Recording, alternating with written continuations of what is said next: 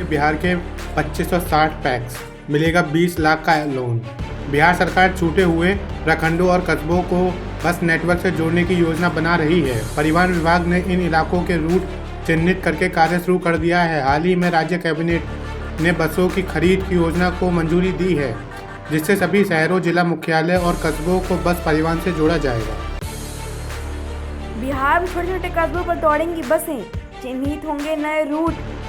बिहार सरकार छूटे हुए प्रखंडों और कस्बों को बस नेटवर्क जोड़ने की योजना बना रही है। परिवहन विभाग ने इन इलाकों के रूट चिन्हित करने का कार्य शुरू कर दिया है। हाल ही में राज्य कैबिनेट ने बसों की खरीद की योजना को मंजूरी दी है, जिस सभी शहरों, जिला मुख्यालयों और कस्बों को बस परिवहन से जोड़ा जाएगा। संस्थानों में बुनियादी सुविधाओं की कमी। राजधानी के कई कोचिंग संस्थानों में बुनियादी सुविधाओं की कमी और अनियमितताएं पाई गई हैं। न चौड़ी सीढ़ी है, न प्रवेश निकास की अलग व्यवस्था है। दिल्ली हादसे के बाद जिलाधिकारी डॉक्टर चंद्रशेखर सिंह ने जांच के निर्देश दिए हैं। अनुमंडल पदाधिकारियों की टीमें 6 बिंदुओं पर निबंध और सुरक्षा की जांच कर रही हैं और डीएम को रिपोर्ट सौंपेंगी। मंत्री प्रेम कुमार के बयान पर गया में बवाल, थाने में शिकायत। बिहार दिल्ली सरकार की में बीजेपी के मंत्री प्रेम कुमार के बयान पर गया में सियासी हंगामा मच गया है। मंगलवार को नया नगर निगम के मेयर, डिप्टी मेयर और पार्षदों ने उनका विरोध किया और कोतवाली थाने में एफआईआर दर्ज कराने के लिए आवेदन दिया। डिप्टी मेयर चिंता देवी ने चेतावनी दी कि अगर वे मिले तो वह उन्हें लहरा देंगी। हर जिले में लगेगा रोजगार मेला। बिहार के बेरोजगारों के लिए खुशखबरी है। राज्य सरकार ने जिलों में 1 दिवसीय रोजगार मेले का आयोजन करने का फैसला किया है, जो सितंबर से दिसंबर तक चलेगा। मेले की शुरुआत बक्सर से होगी और समापन पटना में होगा। श्रम संसाधन विभाग ने वार्षिक कैलेंडर जारी कर दिया है। बेरोजगारों को नेशनल कैरियर सर्विस पोर्टल पर निबंध करना होगा। हालांकि मेला स्थल पर भी निबंधन की सुविधा होगी। सम्राट को दिलीप का आदेश, सप्ताह में 2 दिन सीधा जनता से जुड़ेंगे। बिहार प्रदेश अध्यक्ष बनते ही दिलीप जायसवाल ने भाजपा कोटे के सभी मंत्रियों को आदेश दिया कि वे सप्ताह में 2 दिन सीधा जनता से जुड़ेंगे। यह आदेश सम्राट चौधरी और विजय सिन्हा सहित सभी मंत्री पर लागू होगा। जन सहयोग कार्यक्रम के तहत मंत्रियों को निर्धारित समय पर जनता से रूबरू होना होगा। अखिलेश के सवाल पर अनुराग ठाकुर का पलटवार। लोकसभा में बजट सत्र के दौरान भाजपा सांसद अनुराग ठाकुर और कांग्रेस नेता राहुल गांधी के बीच लेकर तीखी बहस हुई। अनुराग ठाकुर ने जातिगत जनगणना की मांग पर अप्रत्यक्ष रूप से टिप्पणी की, जिससे सदन में हंगामा मच गया। सपा नेता अखिलेश यादव ने ठाकुर से पूछा कि वे किसी की जाति कैसे पूछ सकते हैं। इस पर अनुराग ठाकुर ने सोशल मीडिया पर एक वीडियो पोस्ट किया, जिसमें उन्होंने अखिलेश यादव की टिप्पणी का जवाब दिया। वीडियो में अखिलेश यादव की लोकसभा में अनुराग ठाकुर पर निशाना साधते हुए क्लिप और एक सपा सांसद द्वारा पत्रकार से जाति पूछने की पुरानी क्लिप शामिल थी। खान सर के कोचिंग सेंटर पर लटका ताला, एसडीओ को दिखाने होंगे कागजात। दिल्ली के कोचिंग संस्थान में हादसे के बाद पटना के डीएम डॉक्टर चंद्रशेखर सिंह के निर्देश पर कोचिंग संस्थानों की सुरक्षा व्यवस्था और निबंधन समेत 6 बिंदुओं पर जांच की जा रही है। पिछले दिन 30 कोचिंग संस्थानों का निरीक्षण हुआ। सदर एसडीओ श्रीकांत कुंडली खांडेकर की टीम ने खान सर के खान जीएस रिसर्च सेंटर की भी जांच की, जिसमें कुछ कमियां पाई गई। खान सर ने बुधवार को छुट्टी घोषित कर सभी कागजात दुरुस्त करने का आश्वासन दिया। कोचिंग कांड पर एमसीडी अधिकारियों ने मानी गलती। ओल्ड राजेंद्र नगर में कोचिंग सेंटर में 3 छात्रों की मौत के बाद से छात्रों का आक्रोश बढ़ता जा रहा है। वे घटना के विरोध में प्रदर्शन और भूख हड़ताल कर रहे थे। बुधवार को नाराज छात्रों के एक समूह ने एमसीडी अधिकारियों से मुलाकात की। एमसीडी के एडिशनल कमिश्नर तारिक थॉमस ने घटना को निगम अधिकारियों की विफलता माना और जिम्मेदारी लेते हुए कहा कि यह हम सभी की नाकामी है। एक अधिकारी के तौर पर यह हमारी विफलता है कि यह घटना हुई है। एचसी ने अधिकारियों को लगाई फटकार, कहा मुफ्तखोर। दिल्ली हाई कोर्ट ने एक कोचिंग सेंटर के बेसमेंट में यूपीएससी अभ्यर्थियों की मौत पर अधिकारियों को फटकार लगाई। कोर्ट ने कहा कि मुफ्तखोरी की संस्कृति के कारण टैक्स कलेक्शन नहीं होता है, जिससे ऐसी दुर्घटनाएं होती हैं। हाई कोर्ट ने दिल्ली नगर निगम के आयुक्त, दिल्ली पुलिस के उपायुक्त और जांच अधिकारी को नोटिस जारी कर कहा कि वो शुक्रवार तक ओल्ड राजेंद्र नगर के नाले को साफ रखें। केजरीवाल, सिसोदिया और के कविता को राहत नहीं, कोर्ट ने बढ़ाई न्यायिक हिरासत। दिल्ली के राउज एवेन्यू कोर्ट ने शराब घोटाले के मामले में जेल में बंद मुख्यमंत्री अरविंद केजरीवाल और पूर्व उप मुख्यमंत्री मनीष सिसोदिया और बीआरएस नेता के कविता की न्यायिक हिरासत की अवधि बढ़ा दी है। कोर्ट ने सीबीआई के मामले में न्यायिक हिरासत को 9 अगस्त तक की और ईडी के मामले में 13 अगस्त तक बढ़ाया है। केजरीवाल की न्यायिक हिरासत केवल सीबीआई मामले में बढ़ाई गई है, जबकि ईडी मामले में उन्हें जमानत मिल चुकी है। कोचिंग हादसे पर विकास दिव्यकृति ने क्या कहा, जानिए। दिल्ली के ओल्ड राजेंद्र नगर में कोचिंग संस्थान के बेसमेंट में बारिश का पानी भरने से 3 छात्रों की मौत हो गई। इस घटना के विरोध में छात्र लगातार प्रदर्शन कर रहे हैं। दृष्टि आईएएस संस्थापक विकास दिव्यकृति ने कहा कि मीडिया चैनल्स मेरे पीछे पड़े हैं, लेकिन मुझे इससे कोई परेशानी नहीं है। उनके परिवार भी इस पर आश्चर्यचकित हैं कि वह इतना सामान्य कैसे रह लेते हैं, लेकिन यह उनके स्वभाव का हिस्सा है। संसद में बोले शिक्षा मंत्री, सरकार शिक्षा की गुणवत्ता सुधारने के लिए प्रतिबद्ध है। दिल्ली में कोचिंग संस्थानों की स्थिति को लेकर खुलासा होने के बाद शिक्षा मंत्री धर्मेंद्र प्रधान ने बुधवार को राज्यसभा में बयान दिया। उन्होंने कहा कि सरकार स्कूल और कॉलेज शिक्षा की गुणवत्ता सुधारने के लिए प्रतिबद्ध है, ताकि छात्रों को प्रतियोगी परीक्षाओं के लिए कोचिंग संस्थानों की आवश्यकता न पड़े। रमेन डेका बने छत्तीसगढ़ के 10वें राज्यपाल।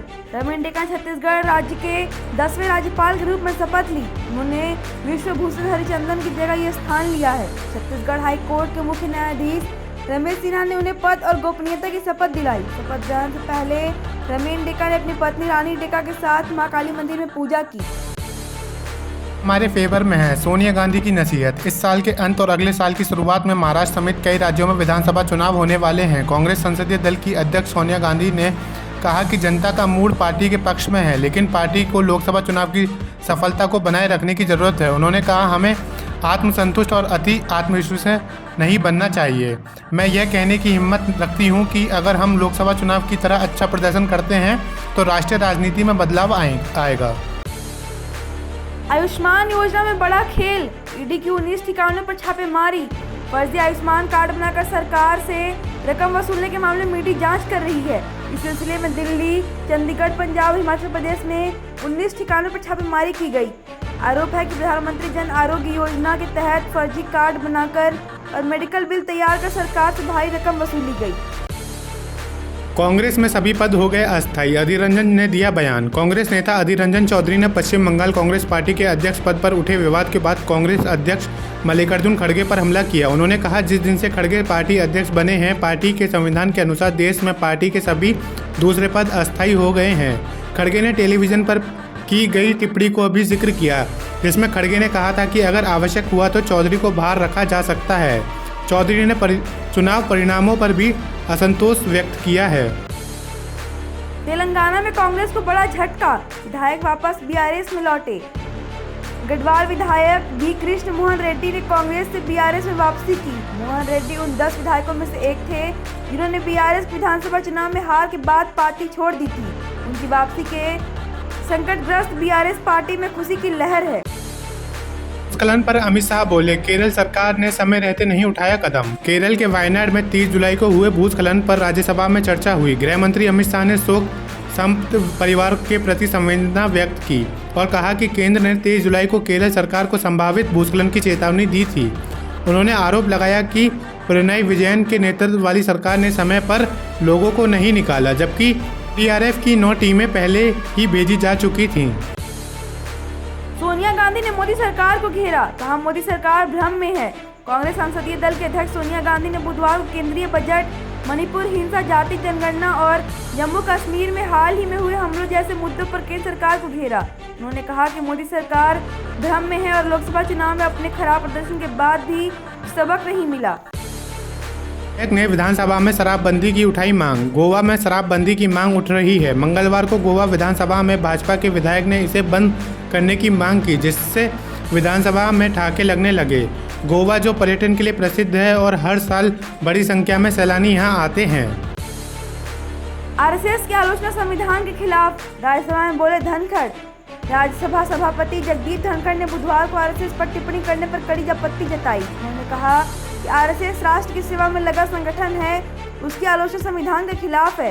कांग्रेस अध्यक्ष मल्लिकार्जुन खड़गे ने इस पर टोकने की कोशिश की, जिसके बाद बसपा और बीजेपी सहित विपक्षी दलों ने सदन से वॉकआउट कर दिया। राज्यसभा में किस बात पर भावुक होकर ऐसा बोले मल्लिकार्जुन खड़गे। संसद सत्र में बुधवार को कांग्रेस अध्यक्ष मल्लिकार्जुन खड़गे भावुक हो गए। 30 जुलाई को राज्यसभा में भाजपा नेता घनश्याम तिवारी मल्लिकार्जुन के नाम पर की गई टिप्पणी से खड़गे काफ़ी आहत हुए। उन्होंने बुधवार को भावुक होकर सभापति से घनश्याम तिवारी द्वारा उनके राजनीतिक सफर के बारे में सदन में की गई टिप्पणियों को सदन से हटाने का आग्रह भी किया। बैक टू बैक फिल्मों की असफलता के बाद आमिर खान ने बनाई नई स्ट्रेटजी। आमिर खान ने कई हिट फिल्में जैसे गजनी, 3 इडियट्स, पीके, दंगल, लगान और दिल चाहता है दी है, लेकिन हाल के वर्षों में उनकी फिल्में बॉक्स ऑफिस पर खास सफलता नहीं मिली है। अब खबर है कि आमिर खान एक नई रणनीति पर काम कर रहे हैं और साल में कम से कम एक फिल्म करने की योजना बना रहे हैं। टाइम्स ऑफ इंडिया के अनुसार उन्होंने फिल्मों से ब्रेक लिया था क्योंकि उन्हें लगता था कि वो एक स्टार और एक्टर के रूप में अपनी पूरी क्षमता नहीं दिखा पा रहे थे। प्रीति सूदन को मिली यूपीएससी की कमान। पूर्व स्वास्थ्य सचिव प्रीति सूदन को यूपीएससी का नया चेयरपर्सन बनाया गया। राष्ट्रपति की ओर से उनकी नियुक्ति का नोटिफिकेशन जारी कर दिया गया है और वे 1 अगस्त से कार्यभार संभालेंगी। प्रीति सूदन यूपीएससी की सदस्य रही हैं और अब चेयरपर्सन के रूप में पदभार ग्रहण करेंगी। इससे पहले मनोज सोनी चेयरमैन थे, जिन्होंने निजी कारणों से इस्तीफा दे दिया था। प्रीति सूदन 1983 बैच की आईएएस अधिकारी हैं और 2022 से यूपीएससी की सदस्य रही हैं। पतंजलि के विज्ञापन पर सुप्रीम कोर्ट ने फिर दिखाए तेवर। आयुष मंत्रालय को दिया यह आदेश। सुप्रीम कोर्ट ने 30 जुलाई को दवाओं के भ्रामक विज्ञापनों पर कड़ा रुख अपनाया और केंद्रीय आयुष मंत्रालय को जागरूकता के लिए वेबसाइट पर डैशबोर्ड बनाने का आदेश दिया। जस्टिस हिमा कोहली और संदीप मेहता की पीठ ने कहा कि विज्ञापनों को मीडिया में जारी करने से पहले उसकी उचित स्वीकृति अनिवार्य की जानी चाहिए। यह निर्देश पतंजलि आयुर्वेद लिमिटेड के कोविड टीकाकरण और आधुनिक चिकित्सा पद्धति के बदनाम करने वाले विज्ञापनों के मामले में दिया गया है। कप्तान सूर्य कुमार यादव की एक खूबी सब पर पड़ी भारी। भारतीय टीम के युवा ऑलराउंडर वाशिंगटन सुंदर ने कहा कि टी20 के नए कप्तान सूर्य कुमार यादव का श्रीलंका के खिलाफ तीसरे टी20 मैच में रिंकू सिंह को 19वां ओवर देने और खुद आखिरी ओवर फेंकने उनकी जोखिम लेने की क्षमता को दर्शाता है। 19वां ओवर में रिंकू ने 2 विकेट निकाले। आखिरी ओवर सूर्य कुमार यादव ने खुद फेंका, जिसमें 2 विकेट लिए। भारत ने श्रीलंका को 138 रनों के लक्ष्य का पीछा करते हुए आखिरी ओवर में जीत हासिल की। सूर्य कुमार के फैसले ने मैच को भारत की ओर मोड़ दिया। हिजबुल्लाह और हमास दोनों के कमांडर ढेर। इजराइल ने मचा दिया हड़कंप। इजराइल ने बीते साल हमास के हमले के बाद मंगलवार को जबरदस्त जवाबी कार्रवाई की। उसने हमास के सुप्रीम नेता इस्माइल हानिये को ईरान के अंदर घुसकर मार डाला, तो वहीं हिजबुल्लाह के टॉप कमांडर फवाद शुक्र को लेबनान के बेरूत में मार गिराया।